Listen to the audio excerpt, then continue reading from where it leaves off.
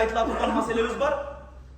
Азыркы учурда мына ушундай бир өтө бир көйгөйлүү маселелердин бирөөсү мына ошол жаш балдардын, студенттердин, окуучулардын арасында 8 класс, 7 класс окуучулардын арасында мына ушундай ар түрдүү бир синтетикалык нерселерди колдонуп, мына ушундай бир наркоман сыяктуу, наркотик сыяктуу нерселерди колдонуу өтө бир адатташып кетти, өтө бир көбөйүп кетти деп атат. Аталар, мына ошол нерсеге көңүл бурайлы ар бирибиз. Балаңыздын иштетип аткан телефону эмне бар ал телефондун ичинде билбей атабыз. Анан кийин ошондой бир наркотикалык бир жолго кирип кеткенден кийин балаңызды урсаңыздан пайда жок. Андан кийин каматсаңыздан пайда жок.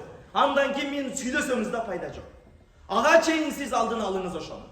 Менин балам жакшы дебеңиз. Жакшы болсо дагы анын телефонуну эң биринчи эмне кылып атат телефондун ичинде эң биринчи ошону анализдеңиз. Экинчи кимдер менен жүрүп атат? Кандай жолдоштор менен жүрүп атат? Кандай достор менен жүрүп атат? Мына ошол нерсени дагы эске алайлы. Сөзсүз контроль. Аталар ыйлап келип атат.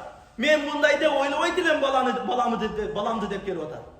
Ыйлап, мен урубам көрдүм. Башка да кылып көрдүм. Мелисага да берип көрдүм. Кайтпай атат дамла. Эмне кылайын деп ыйлап келгендерди көрүп атабыз туугандар. Ошолордун акыбалы бизге түшүп калбасын, Кудай сактасын.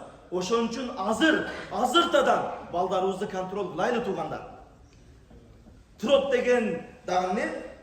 Клейди дагы жанагындай пакетке салып алыштырып, жыттап ар кандай бир жаман иштерди кылышат экен, ошону жыттап, наркотик сыяктуу колдонушат.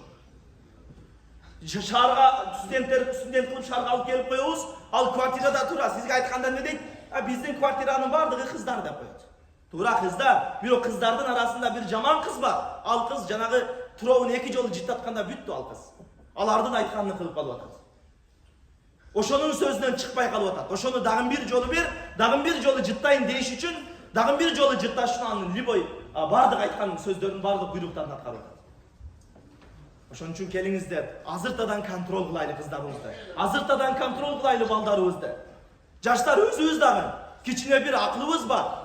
Кичине бир мусулмандын баласыбыз. Өзүбүз дагы кичине мына ошол нерсени эске алайлы. Мына видео интернетте коюп атат, иншалла балдар коюшат интернетке дагы. Мына ошондой балдар болсо, азыртадан ойлонуңуздар. Азыртадан ойлонуңуздар.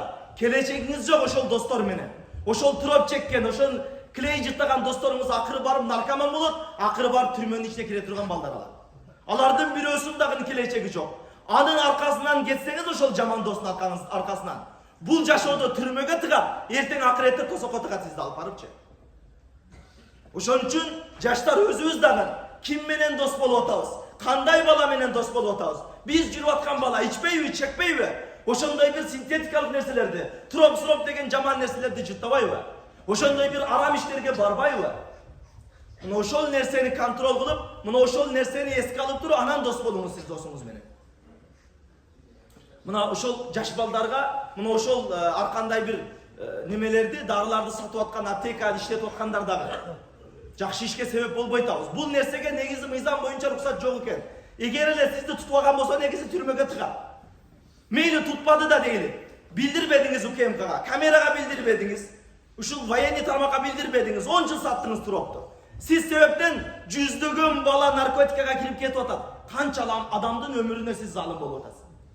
Канча адамдын келечегин жок кылып атасыз. Сиз улуттун келечегин жок кылып атасыз. 2 сом, 3 сом акчаны деп туруп. Келиңиздер туугандар, мына ошол бир аптека иштетип аткандар дагы эсин барда этегин жыйып, мына ошондой бир жаман нерселерди жаш балдарга бербейли. Мына ошол врачтын бир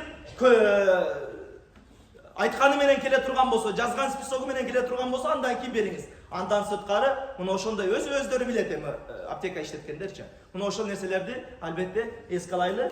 Aqulu qawli hada wa astaghfirullah.